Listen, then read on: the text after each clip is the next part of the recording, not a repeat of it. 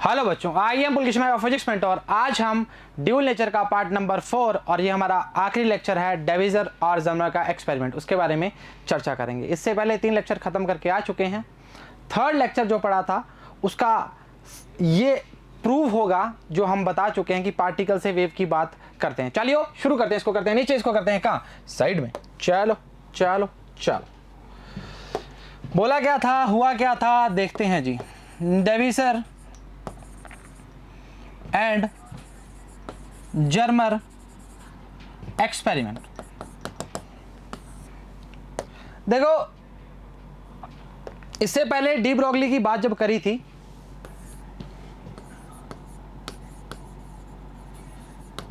उन्होंने बताया कि पार्टिकल की जब बात कर रहे हैं, पार्टिकल टू वेव की बात करते हैं, मतलब हम एटम्स के कितनी भी थ्योरी की बात करेंगे, इलेक्ट्रॉन तक को भी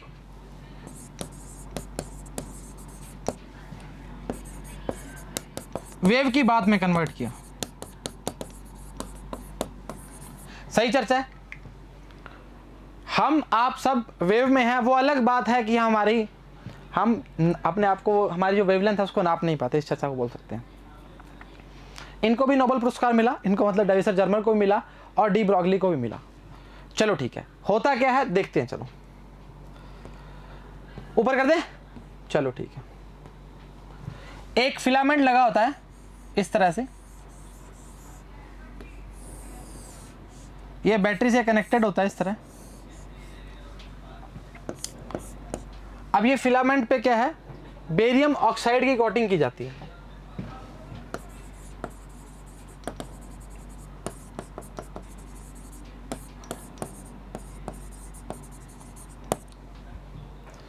मतलब इसके ऊपर की जाती है इस तरह से, मान लो इस तरह से।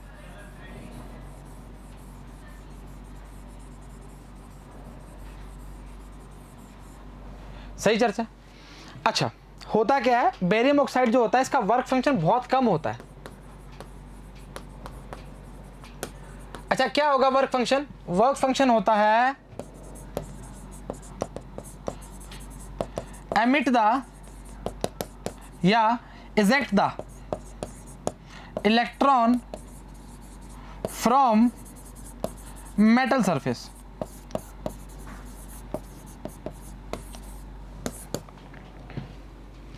मतलब बहुत ही कम वर्क फंक्शन के कारण इसमें इलेक्ट्रॉन क्या होगा, निकलना स्टार्ट होगा। अच्छा, अगर इलेक्ट्रॉन निकलना स्टार्ट हुआ तो बिखरना स्टार्ट हो जाएगा या कम इलेक्ट्रॉन निकलेगा। तो हम क्या करते हैं, यहां पे एक सिलेंडर बनाते हैं और ये हाईली पॉजिटिव चार्ज होता है।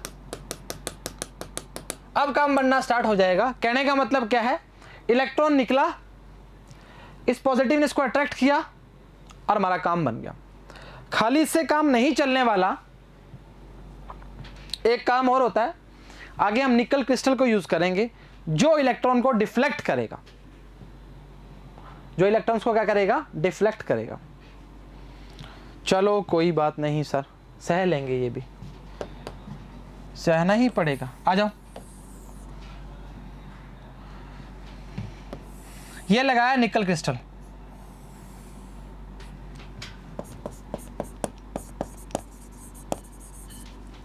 अब देख यहां से इलेक्ट्रॉन निकलना स्टार्ट हुआ कुछ इस प्रकार से,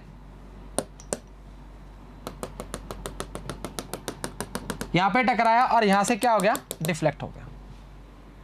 तो यहां पर एक डिटेक्टर लगा होता है इस तरह से, जो गैल्वेनोमीटर से क्या होता है, अटैच होता है।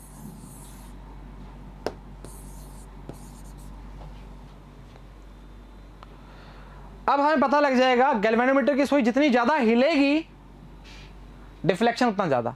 मतलब ये जो एंगल है डिफ्रैक्शन एंगल बोलते हैं।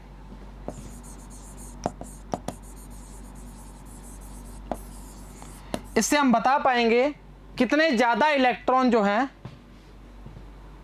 या कितने एंगल पर एमिट हुए। सही चर्चा है। चलो ठीक बात है। क्या किया, बेरियम ऑक्साइड क्यों लगाया, क्योंकि इसका जो वर्क फंक्शन होता है वो बहुत ही कम होता है, जिससे इलेक्ट्रॉन बड़े आराम से निकल सकते हैं। तो हल्का सा चार्ज किया और काम बन गया। इलेक्ट्रॉन बहुत कम होते हैं तो हम क्या कहते हैं, यहाँ पर एक पॉजिटिव लगा दो तो इलेक्ट्रॉन सारे खींच लेगा और सारे इलेक्ट्रॉन कहाँ टकराएंगे, निकल क्रिस्टल। इस निकल क्रिस्टल का जो काम होता है वो इलेक्ट्रॉन को डिफ्लेक्ट करने का काम होता है। अच्छा, ऐसा क्या हुआ कि हमें ऐसा एक्सपेरिमेंट करना पड़ गया? पहला क्वेश्चन। तो भाई जो इलेक्ट्रॉन होता है वो डिफ्रैक्शन की प्रॉपर्टी शो करता है।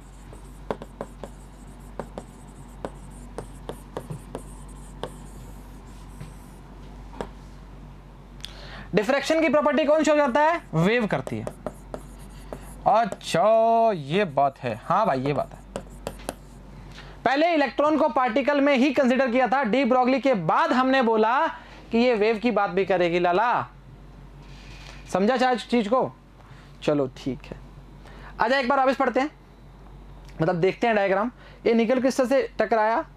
अब हम इंटेंसिटी और डिफ्रैक्शन एंगल के बीच में ग्राफ देखना स्टार्ट करते हैं। इंटेंसिटी क्या होते हैं?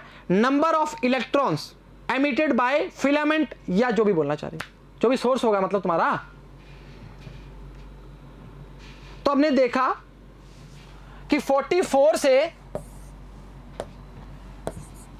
68 वोल्ट के बीच में कंसीडर किया, मतलब इनके बीच में हमने ग्राफ देखना स्टार्ट किया। इनके बीच में हमने ग्राफ देखा 0 से 20 से 10 से 25 से 30 से 40 तक तो काम खराब था। 40 पे आया तो 44 पे आया तो ठीक हुआ, थोड़ा सा सॉरी कुछ इस प्रकार का हुआ। फिर 60-50 पे आया इस प्रकार। जब हम 54 की बात करते हैं, 54 वोल्ट की बात करते हैं, उस पे हमें बेस्ट ग्राफ मिला और एंगल क्या था? 50 डिग्री। मतलब डिफ्रैक्शन एंगल कितना मिला इसमें? एक करी गजब बात। वापिस चर्चा में देखते हैं, एक्सपेरिमेंट की वोल्टेज को चेक करते हैं। 44 से 68 में कंसीडर हुआ। बेस्ट जो ग्राफ मिला वो मिला हमें 50 डिग्री एंगल पर, मतलब डिफ्रैक्शन एंगल पर। और इंटेंसिटी की बात करें तो 54 वोल्ट की बात करेंगे भाई। ऐसा नहीं है कि 44 से 68 में ग्राफ नहीं मिला, ग्राफ मिला पर बढ़िया नहीं मिला। और चीज क्या? बढ़िया ही चाहिए। यह बात तो गजब करी सर। अच्छा, अब एक चर्चा दिमाग में आनी चाहिए कि हमने बीम ऑफ इलेक्ट्रॉन की बात करनी प्रारंभ कर दी थी तो बढ़िया था। अगर हम किसी सिंगल इलेक्ट्रॉन की बात करते हैं तो काम चलेगा क्या? तो बिल्कुल चलेगा भाई। सिंगल इलेक्ट्रॉन के लिए भी जो वैल्यू आती है वो 54 वोल्ट और 50 डिग्री के लिए ही बढ़िया थी। बहुत इंपॉर्टेंट बात है ये। कुछ भी अरेंजमेंट लगा के एक सिंगल इलेक्ट्रॉन की बात करनी प्रारंभ कर दो तो भी काम चलेगा। सही चर्चा है, वाकिफ होना पड़ेगा। इसके बाद तो ग्राफ्स हैं, थ्योरी है और काम है। चलो पढ़ना स्टार्ट करते हैं। Experiment, electron gun nickel crystal ions chamber की बात करें, जिसको डिटेक्टर बोला था हमने। इलेक्ट्रॉन गन से क्या निकलेंगे? इलेक्ट्रॉन निकलेंगे। Electrons of desire energy are produced in by process of thermic emission, मतलब गर्म करके। Nickel crystal deflects the electron beam obtain from electron gun. भाई बोला था ना, डिफ्लेक्ट करेगा इसको। डायग्राम चेक करते हैं। इलेक्ट्रॉन गन है, ये हमारा सिलेंडर है, ये बीम है इलेक्ट्रॉन्स के, निकल क्रिस्टल है और यहाँ पर ये डिटेक्टर है। गैल्वेनोमीटर की सुई ज़्यादा डिफ्लेक्ट होगी, वहाँ पर काम बढ़िया होगा। आसान है या मुश्किल है? चलो ठीक है। चैम्बर में क्या होगा? चैम्बर में इलेक्ट्रॉन जाएंगे और जितना ज़्यादा डिफ्लेक्शन होगा हम देखेंगे। ऐसा नहीं है कि यहीं पर टकराएंगे, यहाँ भी जाएंगे, यहाँ भी जाएंगे, यहाँ भी जाएंगे। स्केल से पता लगेगा हमें कितना एंगल पे गिरा है और कितनी वोल्टेज की बात कर रहा है। वाकिफ रहेगा? चल ठीक है। अरे भाई पढ़ तो ले। It detects the electron beam diffraction by nickel crystal correct बात बोली। निकल के crystal behaves like a 3 dimension diffraction grating, curve between the intensity और डिफ्रैक्शन एंगल के बीच में चेक कर लो भाई। 44 से लेके 68 तक दिया होगा, 44 से लेके 68 तक दिया हुआ है। अब देख ले बेस्ट ग्राफ जो दिख रहा है वो तेरे को 54 पे ही दिख रहा होगा, और एंगल देख कितना है, 50 है। सभी ग्राफ बनाए हैं, दिखाए हैं, समझाए हैं, पर जो इंपॉर्टेंट है और सबसे बेस्ट ग्राफ जो मिलेगा वो 54 पे ही मिलेगा। करेक्ट मानते हो? मानना पड़ेगा, आसान चीज है भाई। जिंदगी मुश्किल है या आसान, जरा देख तो लो। लोग लगते हैं परेशान, जरा देख तो लो। ये नया शहर बहुत खूब बसाया तुमने, पुराना क्यों हुआ वीरान, जरा देख तो लो। चलो ठीक बात है, हो गया। 44, 48, 50, 60 और 68। मैं आपको अभी बोल रहा हूँ, आपको कुछ भी दे सकता है क्वेश्चन में, ये कुछ भी पूछ सकता है, पर आपको ध्यान होना चाहिए कि जो काम चलेगा वो किस पे चलेगा। 54 की बात करना स्टार्ट करेगा और एंगल कितना है, 50 डिग्री की बात करना स्टार्ट करेगा। चलो आगे देखते हैं, छोटा सा पार्ट है। In the experiment maximum peak is obtain in I5 curve at angle कितना है 50 डिग्री और एक्सेलरेशन पोटेंशियल कितना है 54 volt. In this experiment experimental value of de Broglie wavelength associated electron obtain कितना है 1.65 angstrom according to de Broglie theory. This wavelength comes out कितनी आएगी, लगभग 1.66 एंगस्ट्रॉम या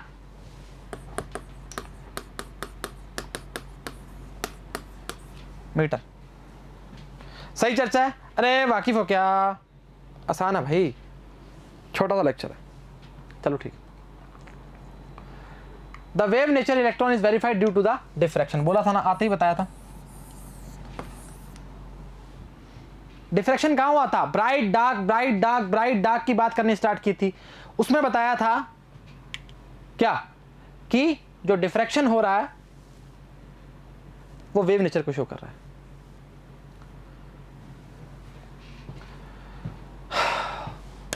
स्टार मार्क कर लो।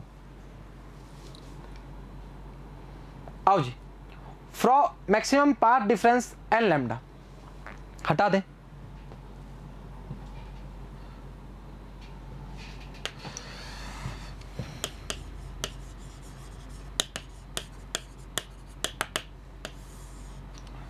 देखो जी क्या होता है, मैं आपको बताता हूं, थोड़ा इसमें दिखाता हूं। देख इस डायग्राम को जो इसने बनाया है ना, एक्चुअली इस डायग्राम के अकॉर्डिंग हम इसको इस तरह बनाते हैं। देखो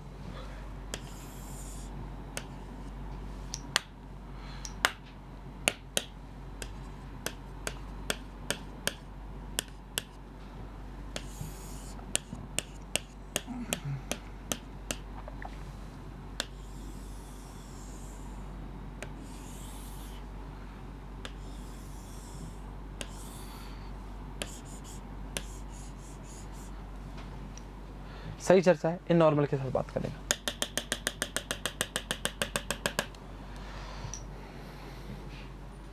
चलो ठीक बात है।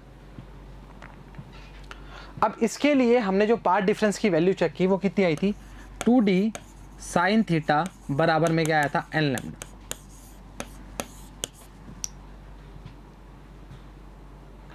पार्ट डिफरेंस जो बात कर रहे हैं उसकी बात करना स्टार्ट कर रहे हैं। सही चर्चा है। मान ले इनके दोनों के बीच में एंगल, ओ एंगल क्या वैल्यू कितनी है, डी है, और इनके बीच में क्या है, फाई एंगल है ये वाला, और ये एंगल कितना है, थीटा है, यहाँ से यहाँ तक। देख बेसिक में देखना, इसके साथ एंगल कितना थीटा है ये वाला।